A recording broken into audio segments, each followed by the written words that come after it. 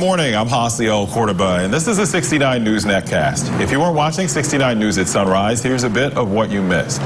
Police in the Poconos have arrested a man and charged him with homicide. 26-year-old LaShawn Marquise Sanders of East Stroudsburg is charged with criminal homicide and possession of a firearm with an altered serial number. Police say they responded to a shooting at apartments on Barnum Street in East Stroudsburg around 3:30 yesterday afternoon. They found a 25-year-old man with a gunshot wound to the chest in the doorway of one of the apartments. Police say the man died at the hospital. They identified Sanders as a suspect after interviewing witnesses and processing the scene. They also found a handgun with an obliterated serial number. Sanders is waiting arraignment and was denied bail. Reading police are investigating a shooting. This one happened in the area of South 10th and Penn Streets around 10:30 last night. Police set up police tape and could be seen investigating. There's no word yet on what led to the shooting or the extent of anyone's injuries. 2 people were hospitalized after a crash in Allentown last night. Crews at the scene tell us a motorcycle collided with a pedestrian on Hanover Avenue in front of the Speedway. This happened around 1 o'clock this morning. No word on what led to this crash or the extent of any injuries. A bicyclist was seriously hurt in Allentown when they were hit by a car last night. It happened around 5 at North 14th Street and Sumner Avenue. Police say a 17-year-old suffered life-threatening injuries, was taken to a local hospital, and is in critical condition after the crash. The driver of the car, who is from Whitehall, was not hurt. There is now a preliminary plan for what to do with Nazareth Speedway after more than a decade of inactivity. Developer David Jaindl, who bought the raceway in 2015, talked about that plan with WFMZ business reporter Tim Silfies.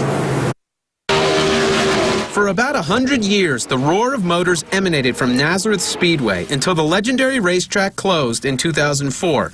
David Jaindl bought it in 2015 with one thing clear. The one covenant that was included in the agreement of sale was the racetrack could no longer be used again. Yesterday, he outlined a development plan to Lower Nazareth Township. We have a concept plan in front of the township proposing to rezone. As you can see, the Speedway isn't much of anything anymore. It's locked, gated, and overgrown. Now, if the Jaindl plan goes into effect, this will be full of homes and warehouses, including one for Martin Guitar. There's approximately 18 acres that we're proposing in commercial. The residential component is approximately 37 acres, 27 acres conservation, open space, recreation. And then there's approximately 79 acres of industrial proposed.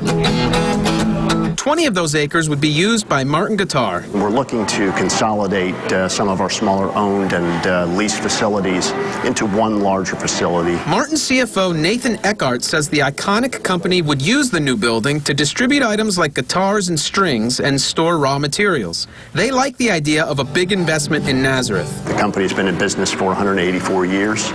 180 of those years have been in the Nazareth area, and we're really looking to try to stay. So, if the plan goes forward, when will construction begin? Because there's a rezoning involved, it's going to take a little time to get the approvals and get the permitting. It's really premature to tell you what kind of timetable that would be. Tim Silfies, 69 News.